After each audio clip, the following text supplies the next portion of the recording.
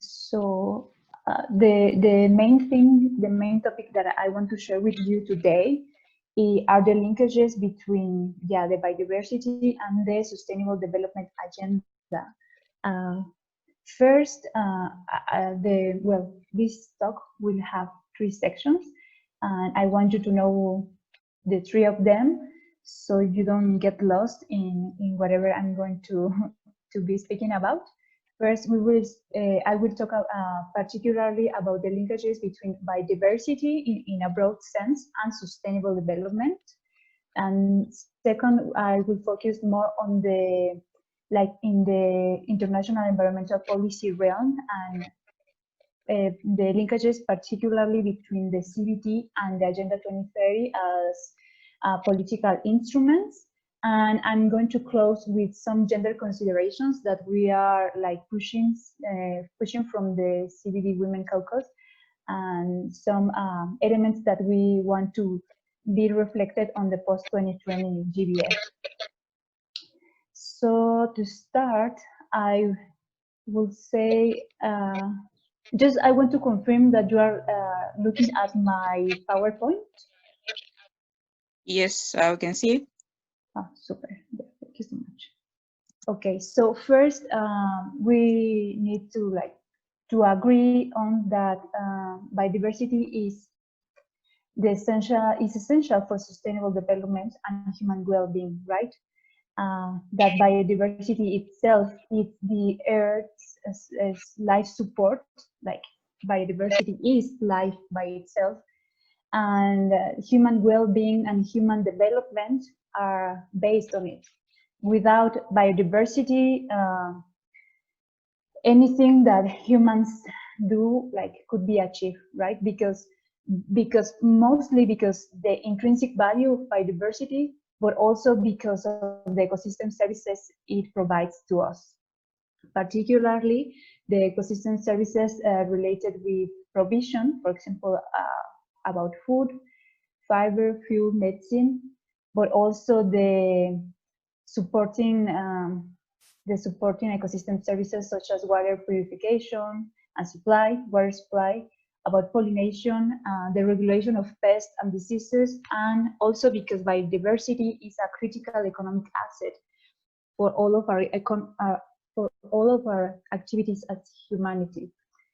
And also, we need to establish that if biodiversity is eroded or degraded, that will reflect on an increasing of inequalities, which we are most of us we are aware about that because of the countries we live in.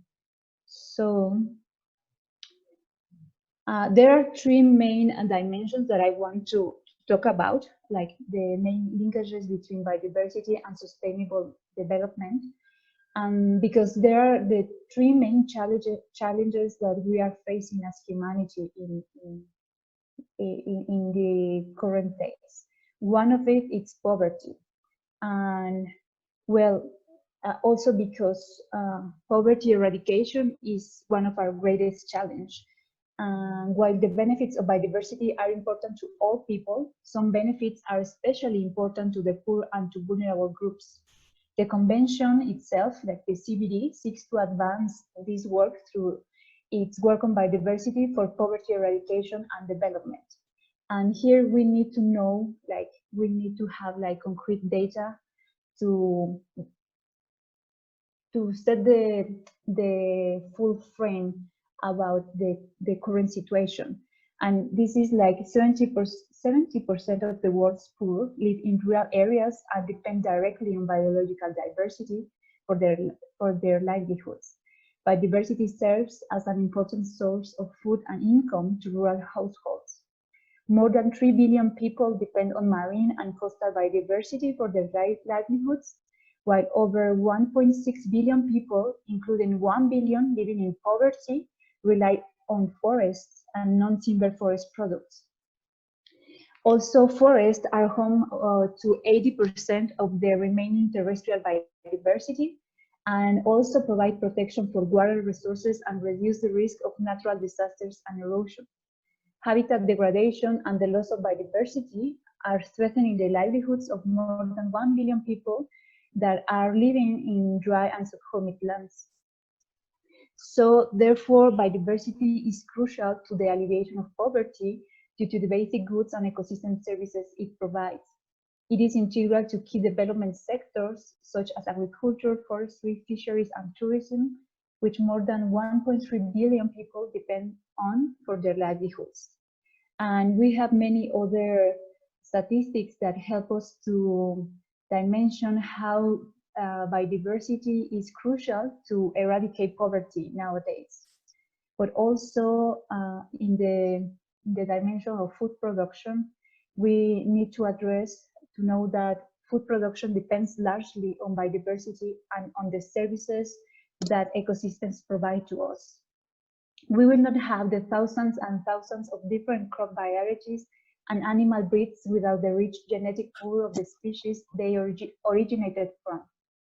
We could not keep livestock, fish, or grow trees and all other plants without the services delivered by the terrestrial and marine ecosystems. Biodiversity, including the often invisible contributions from microorganisms and invertebrates.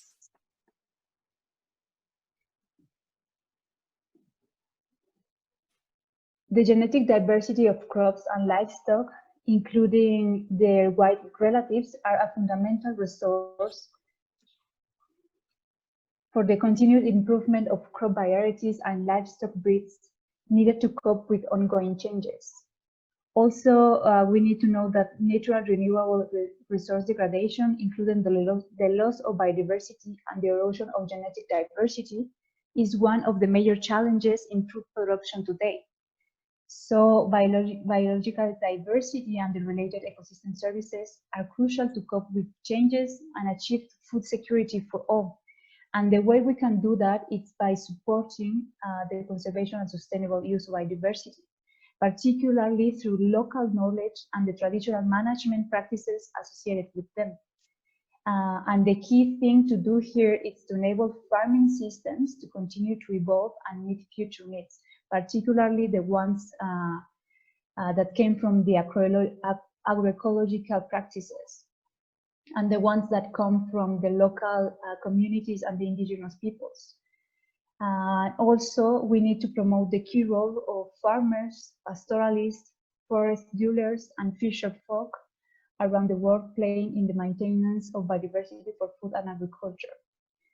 So we all recognize the vital contribution of biodiversity makes to their and our livelihoods.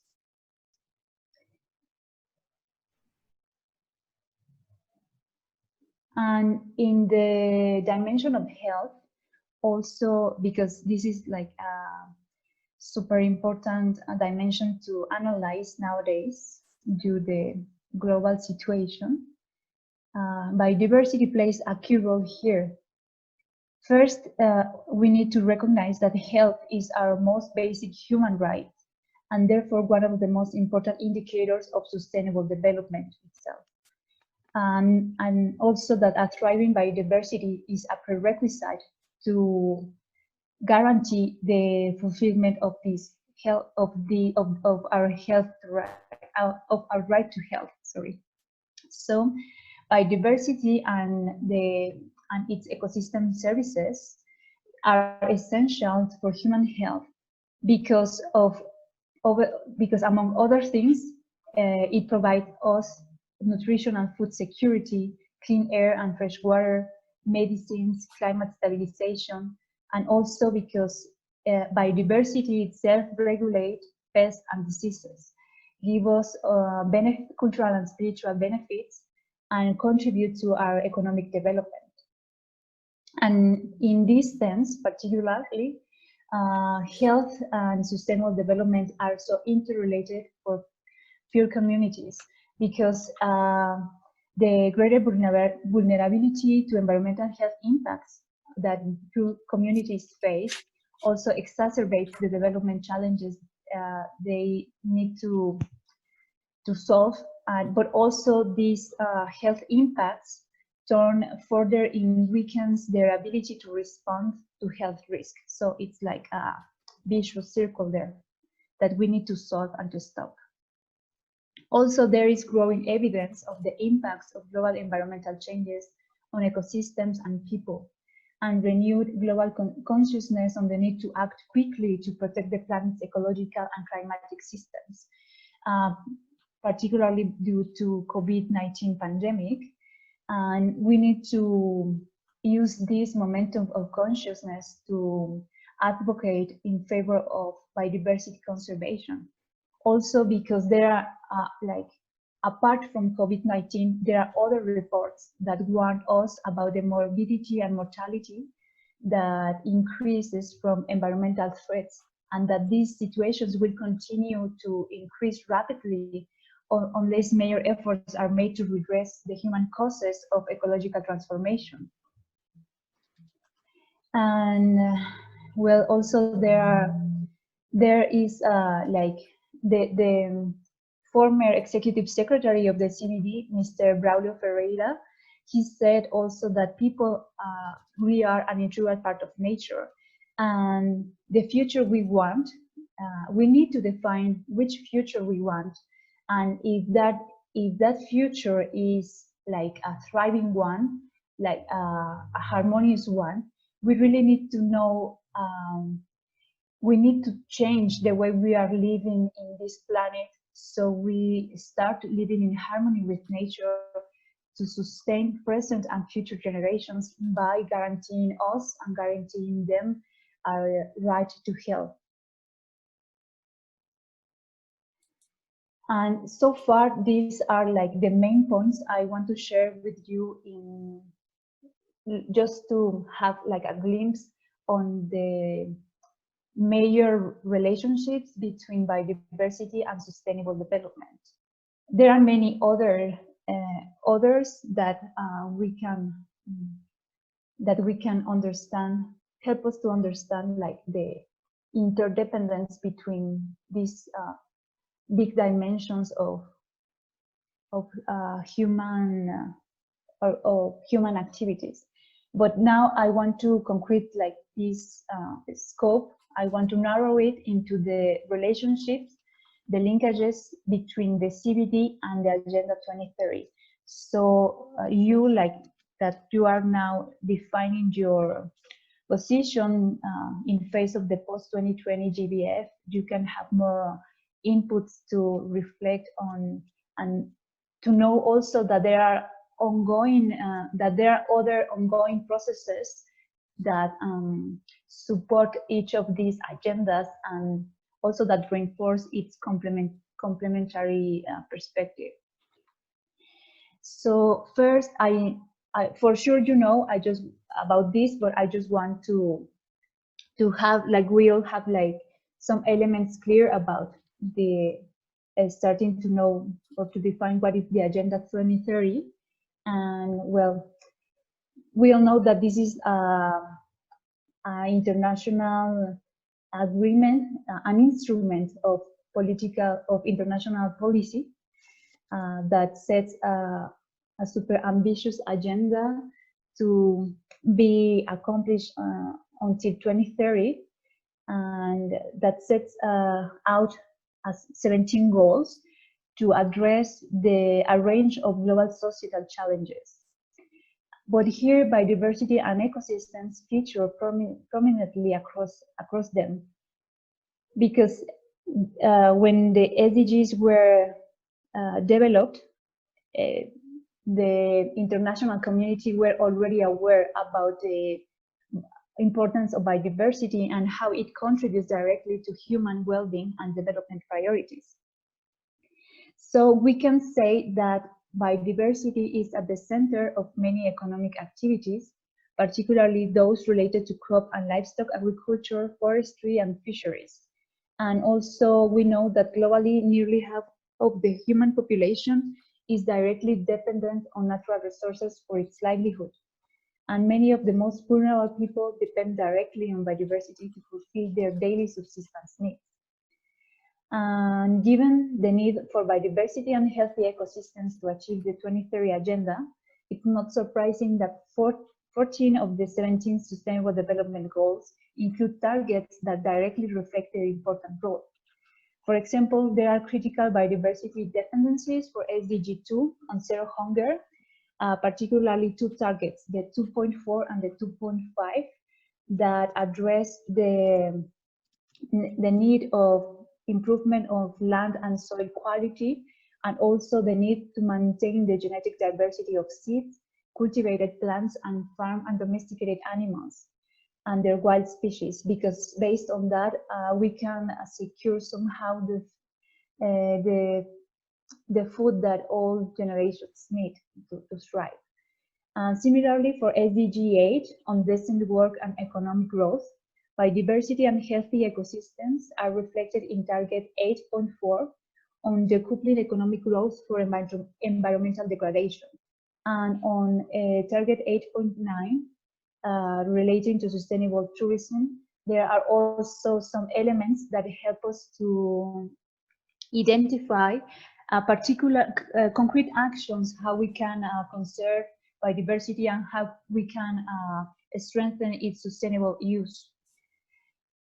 And then there are, we are not going to review the 17 SDGs and its linkages with biodiversity, but there is a very interesting document that I can share with you that does this like in-depth analysis about how biodiversity, even if it's not completely reflected in the text of the SDGs and its targets, this document tells you the concrete linkages between biodiversity and how it supports the achievement of the SDGs. And for example, for the goal 4, that it's about quality education, there is an element that says that increasing awareness and knowledge of biodiversity and ecosystems is a key element for sustainable development. So awareness about biodiversity importance should be included in as an element of as a quality element for education. In the case of the SDG 9, also about infrastructure, this document mentions that urban green belts and vegetation can absorb runoff of surface water and support resilience against storms and erosion. And for the SDG 12, it also mentions that reducing wastes and pollutants is also an important element to reduce adverse impacts on biodiversity. So the idea of these documents is to highlight how there are many interrelated items that if we apply neither the SDGs or the biodiversity, whichever strategic plan, we are at the same time reinforcing the implementation of both agendas.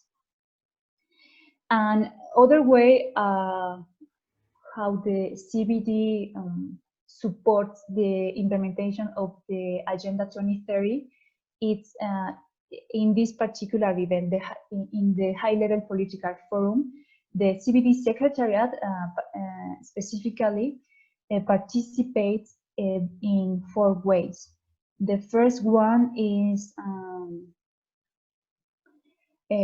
like giving formal inputs to the development and for this event, for the high-level political forum, which is the main assembly or the main reunion where the countries that are part of the 2030 agenda gather annually to review the progress in the implementation of the SDGs. No? And so the CBD Secretariat participates in this event, giving their views from the biodiversity perspective, if the progress on the 2030 agenda implementation is helping or not into the CBD objectives.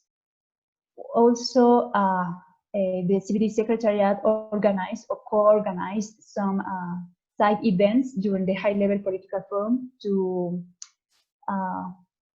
disseminate concrete knowledge about biodiversity and sustainable development linkages. And before the high-level political forum is hosted, also the CBD Secretariat participate in the regional, in some preparatory processes that regional commissions organize towards the high-level political forum.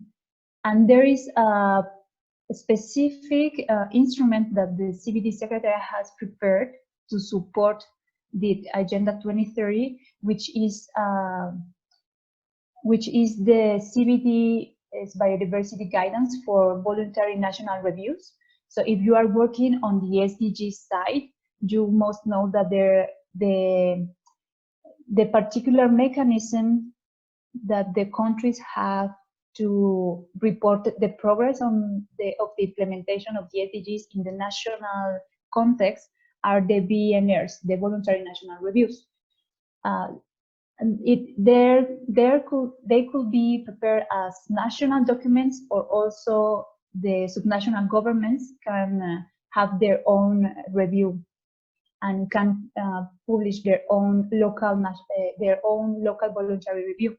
So what the CBD has done is to prepare guidance so that the countries that are part for both agendas, for the SDGs and for the CBD, can just try to mix their review and the reporting, so they don't need to have two review processes. And this can help us, for example, as the given, to demand our countries to really report like in an integrated way for both agendas. And also this guidance, this document that you are like looking at its cover, also sets some criteria for the countries to report on the progress that they are having in the conservation and sustainable use, and also how they are integrated biodiversity values among all the implementation of the 17 SDGs. And this year, like, because we just have had the high-level political forum last month, this year we have around 40 BNRs presented. And from Africa, 16 of your countries have presented. I'm not sure if Zimbabwe presented this year, but it could be interesting for you to look at the document and to see what are they saying, what is your government saying about which concrete actions you are taking to guarantee biodiversity conservation and sustainable use towards the Agenda 2030 implementation. And in the CBD, on the other hand, on the CBD context, there are three main elements I want to share with you about how the CBD is dealing with the SDGs. First, we need to know that before the SDGs were developed, we already have the Aichi targets. And I guess that yesterday you discussed a little bit about this. So you already know that the Aichi targets were or are the current plan, strategic plan that sets the objectives and the targets that the countries around the world are aiming to fulfill by the end of this year. And well, they have 4 months to achieve them, and the trends says to us that this is not going to happen, right? But well, that's not the point today. But what I want you to know is that the strategic plan for biodiversity 2011-2020, the Aichi targets that were adopted in 10 years ago, they are consistent and complementary with the SDGs, and that both agendas are mutually supportive and reinforce each one another. And their implementation so contributes to the other. So what we have is that some of the Aichi targets has this important role into, like, because the Aichi targets itself were framed in the context of sustainable development, with a vision of maintaining and enhancing ecosystem services, sustaining a healthy planet, and delivering benefits, essential benefits for all people. So we can see that the Aichi targets itself were prepared from a sustainability perspective. And also there is another ongoing trend with sustainability, which is the discussion about mainstream biodiversity. And here, well, the CBD has been working around this topic since many years ago. Convention on Biological Diversity. Yeah, can you hear me? Yes. Okay. So everything is okay, Priska? Can I continue or? Yes, we can continue, Amelia. Okay, okay. So, well, the mainstream biodiversity is it's a main methodology for integrating biodiversity considerations into development processes. And this topic has been analyzed and has been supported inside the CBD negotiations and discussions. And the idea or the broadest sense of this methodology is to integrate biodiversity issues in spheres that are not traditionally accustomed to account for biodiversity in their daily lives or in their daily activities. For example, the COP13 discussed about how to mainstream biodiversity in economic sectors such as agriculture, forest, fisheries, and tourism, because mostly these issues in many of our countries are not under the environmental ministries, but under the development ministries, for example. And we all know that there in those authorities or institutions, they don't really understand how biodiversity works or which are the linkages between development and food production and health with the main idea of conserving and to supporting biodiversity thriving, no? So the idea of mainstream biodiversity is that all of our ministries should be aware about the importance of biodiversity and which is the role of it in all of these activities. And also the overall goal of this methodology is to help to reduce the negative impacts that productive sectors exert on biodiversity, particularly outside of protected areas, and also to highlight the contribution of biodiversity to economic development and human well-being. So the idea is for all people to realize that our lives and that that all of our economic activities depends on biodiversity, and if that we do not conserve it, there is no way that we as countries can achieve any development goal, right? So the CBD calls to all parties to integrate as far as possible and as appropriate the conservation and sustainable use of biodiversity into relevant sectoral and cross-sectoral plans, programs, and policies.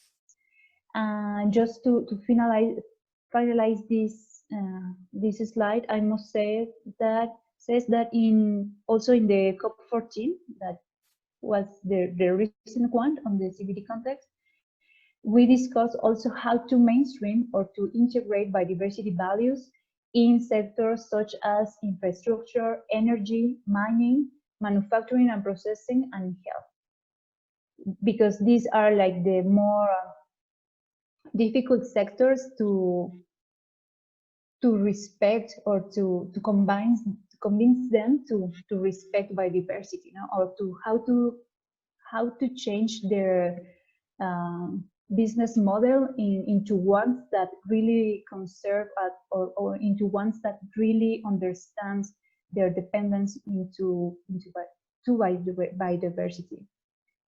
And well, the idea of mainstream biodiversity into these other sectors outside the environmental one is to have a common understanding about how the 2030 agenda implementation is a major opportunity to also achieve, in this case, the Aichi targets, because these are the ones that that is still being the ones that are that needs to be implemented. But also, like, since we are developing the next strategic plan for the CBD, the post 2020, how we know it, there are also some ongoing works that are deepening this analysis. So in this subsection, I want to speak about three main things. One is that there are some 2020 expiring SDGs, because the expiring SDGs, the correlation of SDGs with the new goals and targets, also about the monitoring framework that we are developing for the post-2020, and that there are also that the CBD has identified 4 key areas that we need to focus our attention, so that they are really fully integrated in the post-2020, with the aim to support and to boost the achievement of both agendas. Well, as you may be aware, that when the SDGs were developed, as I mentioned it already, the Aichi targets were already agreed. So what they did when they were developing the SDGs is to identify which Aichi targets were more important to be also reflected in the SDGs. So there are 13 biodiversity related SDGs that were taken from Aichi targets, from the Aichi document, and were taken into the SDGs. So they have this 2020 deadline because they were supposed to be achieved by the implementation of the Aichi targets. But since we know that the Aichi targets are not being fulfilled, these 13 biodiversity related SDGs targets are not also accomplished. And I can share with you also this document if you want to know exactly which these 13 targets are. But the main idea here is that because they are already identified, they are in the process to be included in the GBF.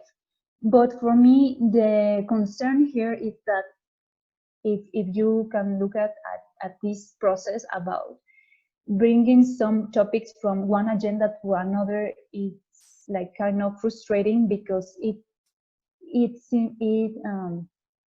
means that we are not achieving this. We are just extending the deadlines for these targets. But even if we extend the deadlines, that doesn't mean that we have more time to accomplish them. No? Like at the contrary, like we are running out of time to really fulfill these agendas. So that being said, that the idea of setting these linkages or this correlation between the SDGs and the new goals and targets and the indicators that are integrated in the monitoring framework for the post-2020 Global Biodiversity Framework. Well, there is this document drafted by the Secretariat. It's a short document that you can read for you to comment and to be more aware about concrete elements. And this document looks like this. It's a table where in the first column you can read the goals and the targets, the new goals and targets proposed for the post-2020 GBF. And in the second column, they make this, they already identified to which SDGs target the GBF targets contribute to. And in the third column, you can identify the concrete indicators, the concrete SDGs indicators that the GBF is going to adopt. So whenever the countries need to report on both agendas, they can use the same indicator.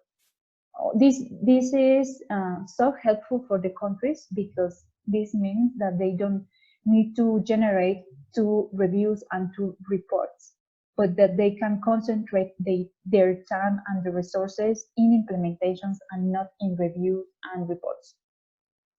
And in the last column, you can read also like a more in-depth analysis about the relationship between targets from one agenda and the other, and also about the importance of the meaning of the indicators.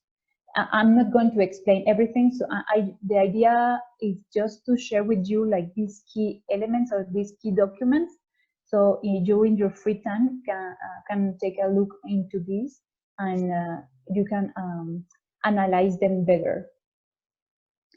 And the key areas that I was mentioning, like the CBD has identified for complementary implementation of both agendas, are these 4. Like the GBF should positioning people at the core of its perspective. Also, the GBF should address in a more strong way the intergenerational and intragenerational equity.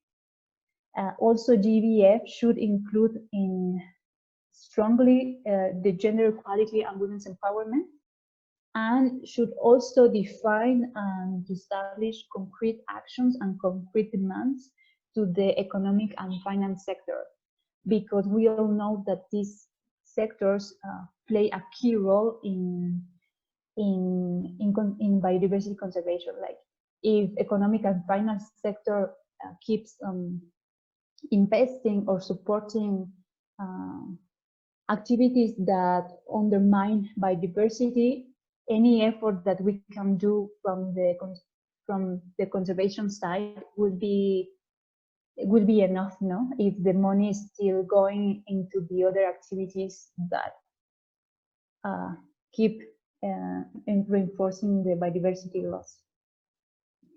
So then just to go to our final section about gender considerations and what we are doing from the CBD Women Caucus, trying to develop or to identify elements that can help countries to develop a gender responsive post-2020. I can share with you, like, just to understand the importance of this is, first we need to identify or to accept in some way that there is a gender division of labor, that there are different activities that are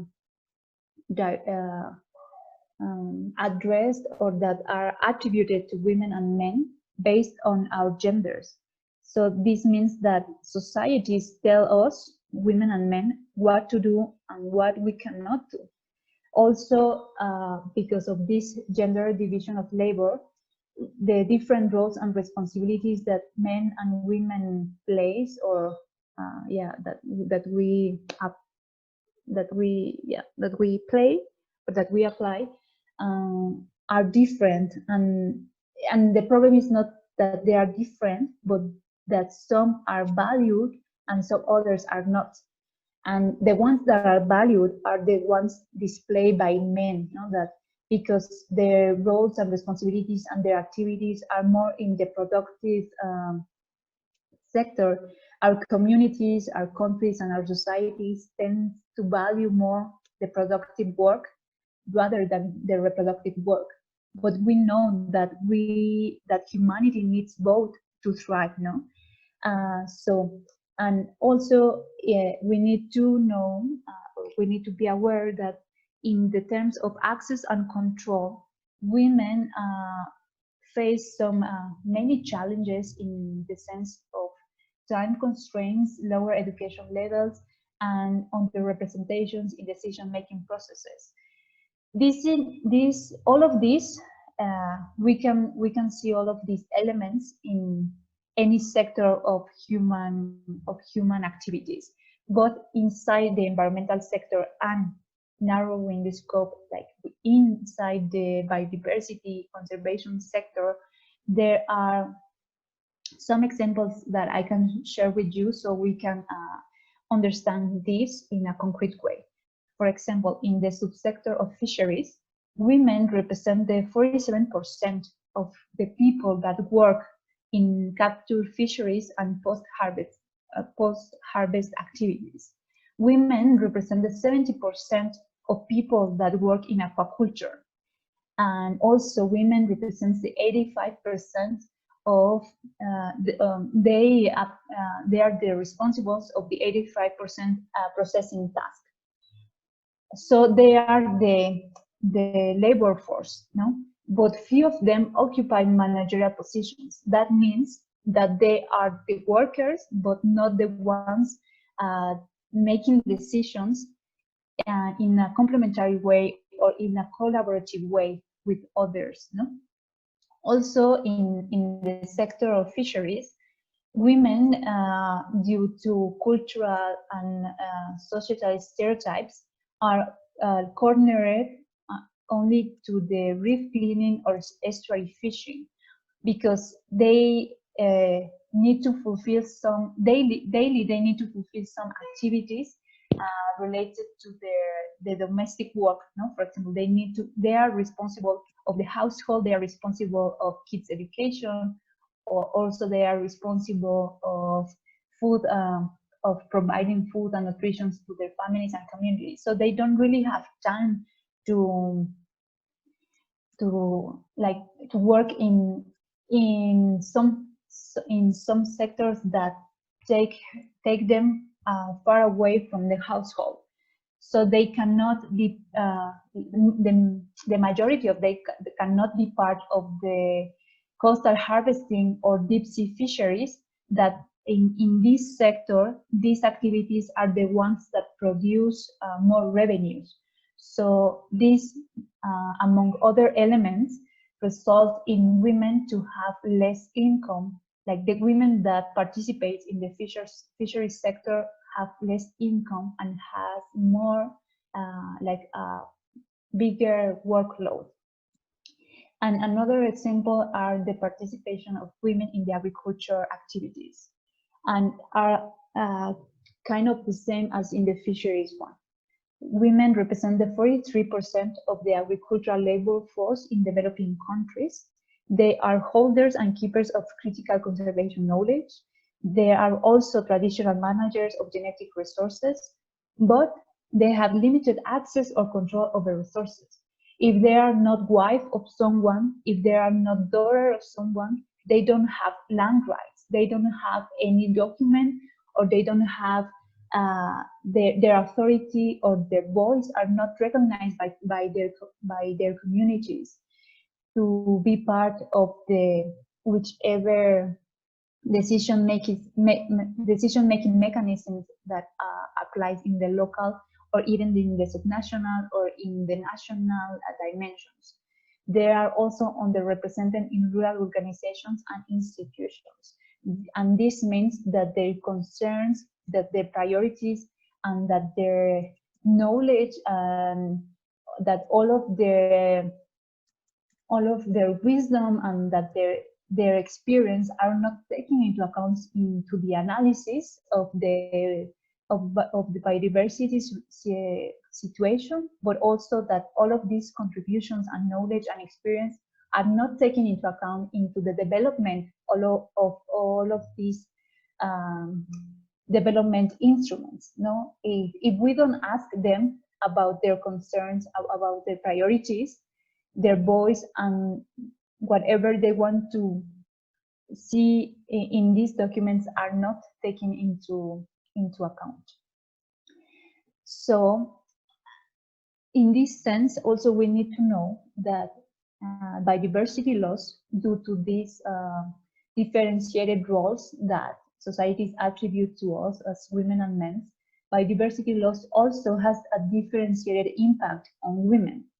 And some of the results of these differentiated impacts are that women nowadays have double or triple oppressions due biodiversity loss and degradation.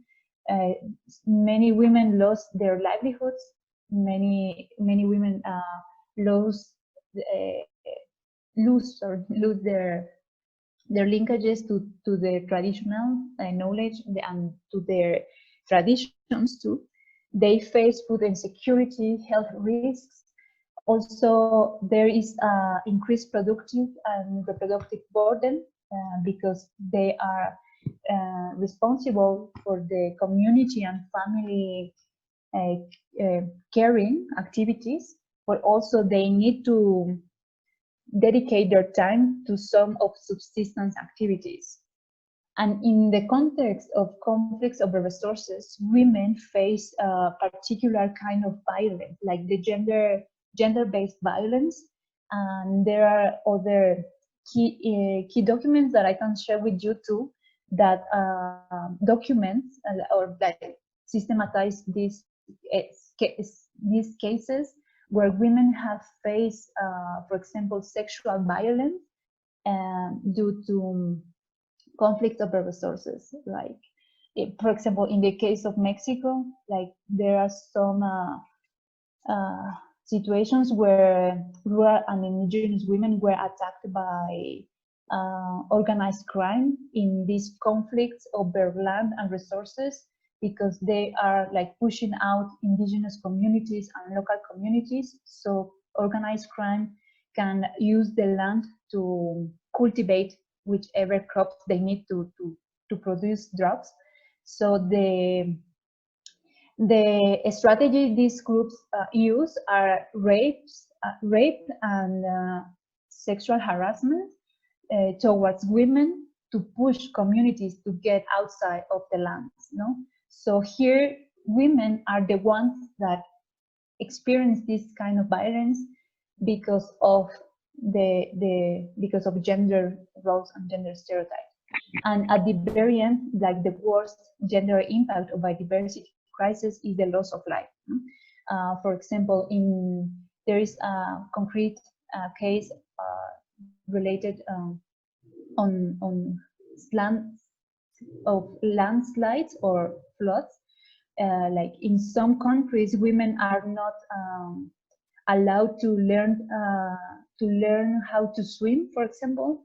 And so in the case of natural disasters, they don't have like this basic knowledge about how to swim. So they have fewer opportunities to survive these natural disasters. And why they do not know how to swim? It's not because they have physical differences, right? You know, like they have like the physical elements to swim, but since they were kids, like they weren't allowed how to learn how to swim, so they don't know how to do it. So they have this increased risk to survive natural disasters. So what we are pushing for in the post-2020 context is that all of this, what I've been sharing with you, must be taken into account because in the negotiations and in the CBD meetings, people are not really willing to listen to this because they don't see the linkages or the relationship of the topics. But they are really related. And because also these instruments like the post-2020 GBF could serve also, like if it is developed from a gender responsive perspective, it could also help us to reduce gender inequalities in our countries and in our local context. So what we are pushing for in the CBD negotiations now, it's that these elements are taken into consideration for and to also to be really reflected in the implementation at national and local levels. That women's and girls' needs, concerns, and priorities and knowledge are really integrated in the development and in the implementation of the next strategic framework. And as a parallelism with the SDGs, we are pushing for a one standalone target, as it is in the SDGs. Like we have the SDGs, SDG 5, and also we want to see gender responsive indicators all along the 20 GBF targets. Also, we are asking for gender equality focused training for decision makers, for focal points, for CBD focal points, and we are pushing for the CBD to decide on to establish the need to define a gender focal point within every country, so these people or this person can be trained, and also so that this person can be the one dealing with these issues in the context of the CBD. Also, in other of the enabling conditions for the post-2020, we are pushing for to explicitly have the idea of the need to define gender budgeting. It means that the way that the money is going to be distributed to implement the post-2020 should not reinforce gender stereotypes. In the contrary, it should help women and girls, because they are in the front line of biodiversity conservation. This money should serve or should contribute to reduce the inequalities and the violence that they are facing or dealing with. Also, we are pushing for training for women and girls to participate fully and effectively in the CBD, in the biodiversity governance at all levels, at the local, at national, and the international levels. And this also means that we need to dedicate funds to support women's and girls' networks to participate in an effective way in all of these negotiations. And well, the main idea I want to share with you is that care, like taking care of humanity, taking care of others, taking care of other species, and taking care of all living beings, should be the idea that must be at the core of sustainability itself. Like, it should be the main idea for the Agenda 2030, and should be the core idea for the GBF, because without care, there can be no growth, no well-being, no equality between women and men. And particularly without care, there can be no real solidarity between generations, and there cannot be environmental and social justice. So that is everything from my side. I hope that I could be clear, and if not, please let me know if you have any comments or questions. I will be happy to try to explain more. And also, if there is any other interest, you can also email me, and yeah, I will be happy to keep the conversation with you guys. Oh, thank you so much, Madam Amelia. Such was a powerful presentation from you. And it was balanced, as I can see. You made it clear on biodiversity and sustainable development, taking into consideration the CBD and Agenda 2030, and also gender considerations. Thank you so much for that. And I'm sure a lot of questions will be coming to your email. And members, if you can check your email on the screen, is still showing.